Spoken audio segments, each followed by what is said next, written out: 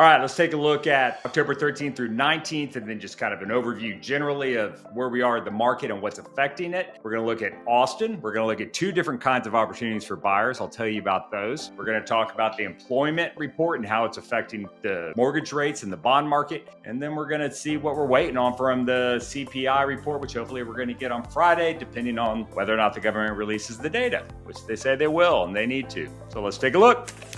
Okay, so let's look at the national picture first, and then we'll narrow down to Austin. One of the big things we look at, and that the Fed is looking at, is employment data. We got the September employment data from ADP, and frankly, it came in way under. It shows a loss of about 35,000 jobs. The expectation was a gain of 50,000 jobs. That's a huge discrepancy. That's 85,000 jobs off. On top of that, the August employment data was adjusted, which is perfectly normal, but it did not help boost the September data. All in all, right now, the employment market is looking pretty weak, which is a challenge, and some of you may be feeling that. So you got to see what's happening there. Because of that, because of the weakened economic and employment data, the Fed has signaled that there may be additional cuts coming up. But here's the kicker. Not only is the Fed tasked with managing unemployment and making sure that we have a strong workforce, it's also tasked with managing inflation. We haven't had recent inflation data due to government shutdown, but we are expecting the CPI reports on Friday. So if those come back with elevated inflation and we have a declining job force, employment jobs, those are two contradictory things in terms of the Fed and what they are tasked to do. They're tasked to tamp down employment, keep jobs up. Those don't work in hand. So we're going to have to see whether or not the Fed makes those cuts depending on the CPI report we're supposed to get on Friday. If CPI is up, inflation, they're going to have to make a decision. Do we prop up jobs or do we tamp down inflation? All right, so what do investors do when there is a weakened job report? Well, they get scared. What do they do when they get scared? They go to the 10-year Treasury bond to invest their money because it is a safe investment. It's considered the safest investment backed by the government, all that good stuff. So when investors rush to the bond market, bond yields go down. And last week we saw the bond yields dip just under 4%.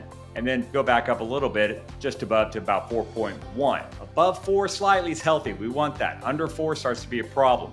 So with the bond rates going down, the mortgage rates follow that. As we talked about before, mortgage rates follow bond rates, not the Fed's short-term Fed rate. So builder-wise, they got excited about this and they're showing a bit of an improvement on their outlook for the next couple, 3 months, quarter, whatever. They're feeling positive about their ability to sell homes because rates are down, that coupled with some of the incentives they're given, and it's a pretty attractive offer. And it's why we saw August pop with so many under contract and why we are going to see that September had a lot of closings compared to what we've seen recently. Okay, so let's take a deep dive into Austin. Let's look at the MSA, that's the whole area, as well as the city of Austin. We have Unlock MLS's data from September, and it's showing up the way we anticipated, but there is one thing in there that I was a little surprised about. Now, the Austin MSA's median home price is $420,000. This includes a lot of the suburbs around Austin. You got to drive a little bit further out to get a median price of $420,000. That's up about almost 2% year over year from last year, which is great. And it really shows just how strong the Austin housing market is. Now, Central Austin, the city of Austin, has a median price of about $556,000. That's a big discrepancy in the overall scheme of things. And it shows that in Austin proper, you're going to pay more for your location being closer to town. You're going to get more value, so to speak, depending on your needs if you go out to one of the suburbs where, quite frankly, they have everything you can need there, but you'll probably have a longer commute. So in the Austin MSA, the whole area, we have new listings down 5.7%, almost 6%. We have active listings are up 10%, and pending sales are flat. So if we have new listings down, active listings up, and pending flat, it pretty much means that our inventory is stacking up and it's going to continue to move towards a stronger buyer's market, and buyers have a lot of leverage when that happens. So almost 6 months inventory, it's going to tip the scale soon in my belief, and we're going to probably stay there for a little while, but not too long. We're going to be getting out of this sooner than later, and we're going to have a really balanced market, which is quite frankly what we want. It's not hugely advantageous to the seller, it's not hugely advantageous to the buyer, but people are able to transact, they're able to have their life events and move and get their needs satisfied. in the real estate market. Now, the city of Austin has a little bit of a different story.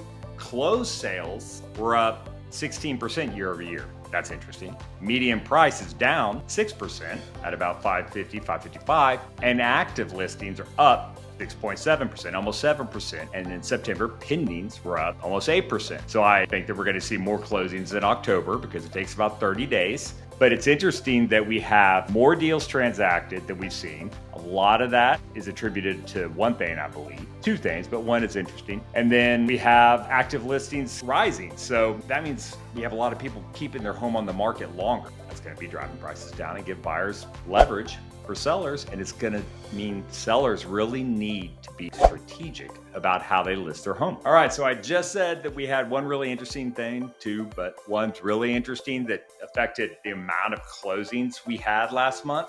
We had a ton of new construction close, and we saw that happen in August. We had record contracts in August, and we had really high closings in September, but the median price was down. So right now in Austin, we have about 25% of all available inventory is new construction. So as a seller, this means that you're competing against new construction, which is probably a production builder. Those builders are massively incentivizing buyers to buy their homes. They're giving huge rate buy downs. I'm working with an agent who just got under contract on a new construction, and they're paying right under 4%. Plus, they're getting a massive amount of concessions for closing costs, and their monthly payment is very manageable. So if you're a seller, that's who you're competing against. And for a buyer, if you can't find what you need in Central Austin, or you can't get the rate, get the monthly payment that you're looking for, you may need to go a little bit further out and maybe look at some of these new construction developments. There's a lot of benefit to that. They've got great amenities. It's a new home. You're going to have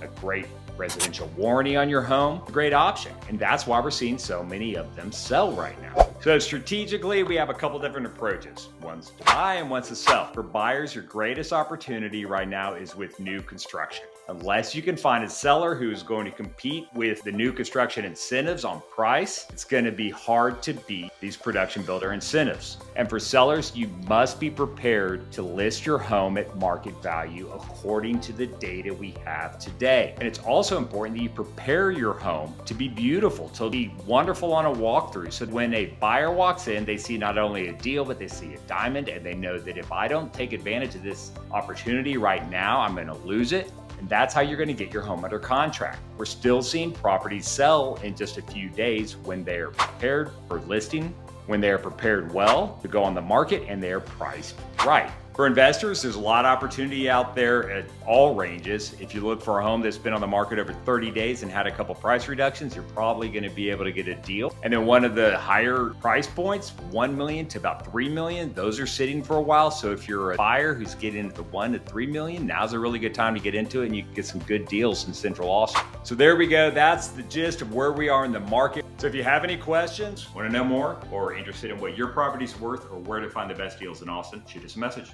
Thanks.